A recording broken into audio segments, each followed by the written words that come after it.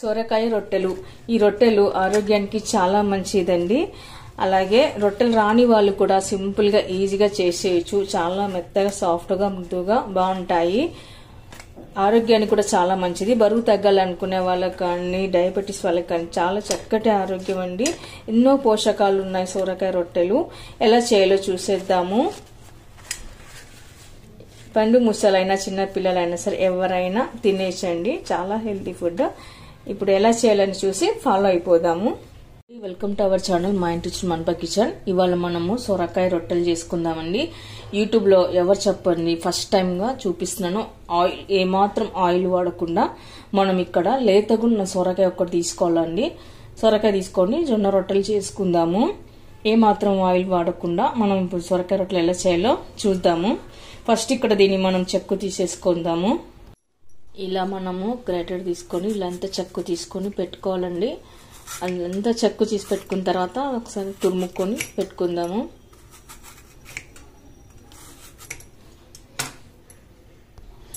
ఇలాంతా చెక్కు తీసి పెట్టుకున్న తర్వాత మనం ఇప్పుడు తురుముకొని పెట్టుకుందాము.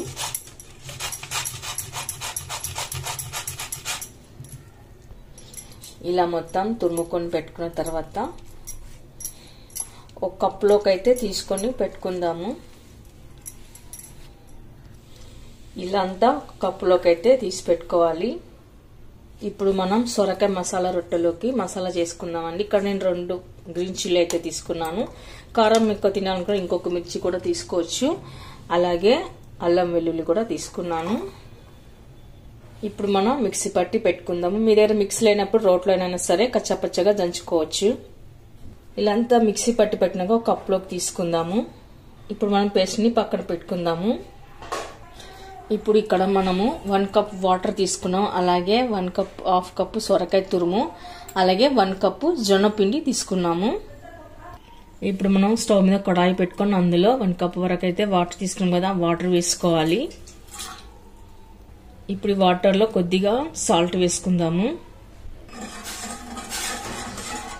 అలాగే ఇందులోకి సొరకాయ తురుమును కూడా వేసుకుందాము. వేసాక ఒకసారి బాగా కలుపుకొని పెట్టుకోవాలి. అలాగే ఇందులోనే పచ్చిమిర్చి పేస్ట్ కూడా వేసుకుందాము. ఇది కూడా ఒకసారి కలుపుకొని పెట్టుకుందాము. ఆ తర్వాత మనము ఇట్లా ఆయిల్ బాయిల్ అవుతుంది కదండి, అలా అయ్యేటప్పుడే మనము జొన్న పిండి కూడా వేసుకొని కలుపుకోవాలి. ఇలా పిండిని అంతా వేసి కలుపుకొని పెట్టుకుందాము. ఇప్పుడు స్టవ్ ఆఫ్ చేసుకొని కింద తీసుకుందాము కడాయిని. ఆ తర్వాత ఇప్పుడు మనం సన్నగా కట్ చేసి పెట్టుకున్న కరివేపాకు, కొత్తిమీర వేసుకోవాలి. ఇప్పుడు ఇందులోనే కొద్దిగా జీరా. ఇప్పుడు మనం ఒకసారి బాగా కలుపుకొని పెట్టుకుందాము. కొద్దిగా కోల్డ్ వాటర్ వేసుకోవాలి. చల్ల నీళ్ళు వేసుకుంటూ మనం కలుపుకోవాలి, లేదా చేయి కాలుతుంది. బాగా వేడిగా ఉంటుంది కాబట్టి పిండికి బాగా జిగి రావాలంటే మనం ఇలా వేడి నీళ్ళలో వేసుకొని కలుపుకోవాలన్నమాట. అప్పుడే రొట్టెలు సాఫ్ట్గా మృదువుగా బాగా వస్తాయి.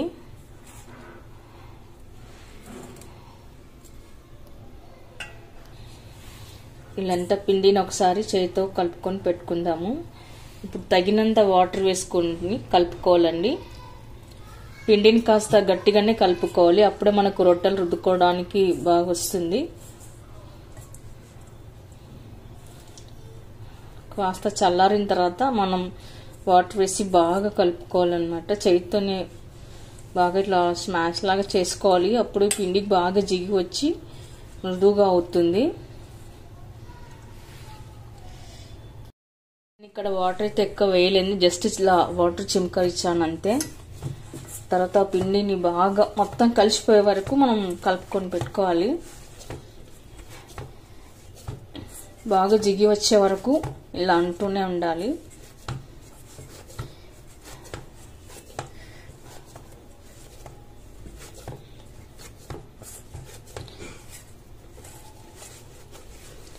ఈ రొట్టెల్లో ఆరోగ్యానికి కూడా చాలా మంచిదండి. సొరకాయలో చాలా బెనిఫిట్స్ ఉన్నాయి. అలాగే జొన్న రొట్టె కూడా హెల్త్కి చాలా మంచిది. డైటింగ్ చేసే వాళ్ళకైతే సూపర్ ఫుడ్ అని చెప్పొచ్చు ఇది. బరువు తగ్గాలనుకునే వాళ్ళకు కూడా బాగా మంచి చక్కటి హెల్దీ ఫుడ్. ఇలాంతా మనం కలుపుకొని పెట్టుకోవాలి. ఆ తర్వాత మనము 2 నిమిషాల వరకు పిండిని నానేసిలా పక్కన పెడతాము. 2 minutes అయితే సరిపోతుందండి. మరి ఎక్కువగా నానితే మనకు రొట్టెలు రుద్దడానికి రావు. జస్ట్ 2 minutes ఇలా పక్కన పెట్టుకుందాము. 2 minutes తర్వాత నేను ఇక్కడ రొట్టెలు అద్దుకోవడానికి అయితే పొడి పిండి తీసుకున్నానండి, జొన్న పిండి తీసుకున్నాను. అలాగే మనం రొట్టెలు రుద్దుకోవాలి కాబట్టి ఇక్కడ నేను ఒక చపాతీ కర్ర ఉంటుందని ఈ కర్రకైతే ఇలా ప్లాస్టిక్ కర్ర చుట్టి ఇక్కడ రబ్బర్ బ్యాండ్ ఎక్కించుకొని పెట్టుకున్నాను. పిండి అయితే నానిపోయింది. ఇప్పుడు మనం కొద్దిగా పిండి తీసుకొని చపాతీలాగా రుద్దుకొని పెట్టుకోవాలి. ఇప్పుడు పిండి తడి ఆరకుండా మూసి పక్కన పెట్టుకుందాము. మనం రొట్టెలు రుద్దేటప్పుడు అంచులు చిరిగిపోతుంటాయి కదండి, అలా విచ్చుకోకుండా ఉండాలంటే పిండిని ఒకసారి బాగా మనం ఇలా రుద్దుకోవాలి. ఇలా ఎంత రుద్దుకుంటే రొట్టెలు అంత సాఫ్ట్గా మృదువుగా మెత్తగా బాగా వస్తాయి. అంచులు అనేది విచ్చుకోవన్నమాట. ఆ తర్వాత ఇలా చేసి పెట్టుకున్న తర్వాత మనం ఇప్పుడు పొడి పిండిలోకి అయితే అద్దుకుందాము.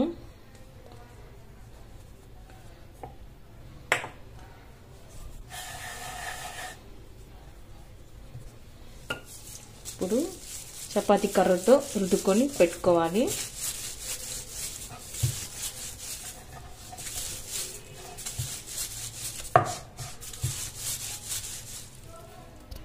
మనం రొట్టె చేసేటప్పుడు సంటలోనే రుద్దకుండా ఇలా అంచులు రుద్దుకుంటూ వెళ్ళాలండి. అప్పుడు మనకు రొట్టె పెద్దగా అవుతుంది. లేకపోతే మధ్యలో పల్చబడి అంచులు లావు వస్తుంది. కాబట్టి ఇలా స్లోగా మనం చేసుకుంటూ రుద్దుకుంటూ పోవాలన్నమాట. రొట్టె కూడా పెద్దగా అవుతుంది.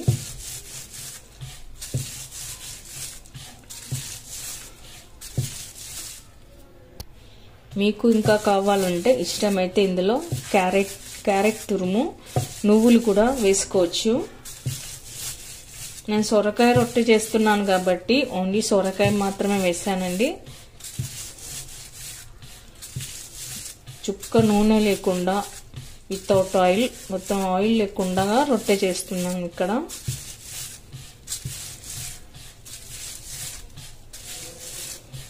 మనకి ఎంత వస్తే అంతవరకు రుద్దుకోవచ్చు.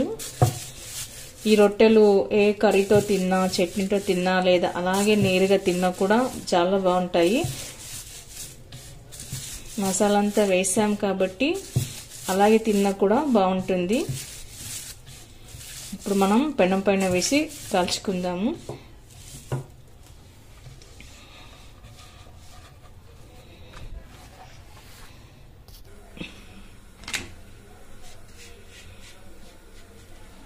ఇలా వేసి పెట్టుకున్న తర్వాత ఇక్కడ నేను తడిగుడ్డ తీసుకున్నానండి. ఇందులోకి వాటర్ వేసుకుంటూ మనం మామూలుగా జొన్న రొట్టెలు ఎలా కాల్చుకుంటామో, ఎలా వాటర్ అప్లై చేసుకుంటామో అలా రుద్దుకోవాలన్నమాట.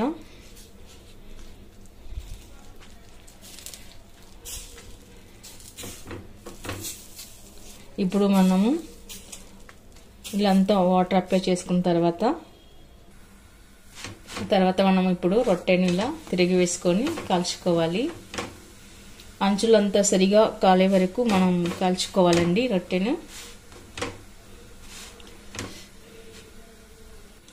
ఆ తర్వాత మనం ఇలా రొట్టెని 2 వైపులా కాల్చుకొని పెట్టుకున్నాక పక్కకు తీసి పెట్టుకోవాలి. అలాగే మిగిలిన రొట్టెలు కూడా చేసుకుందాము.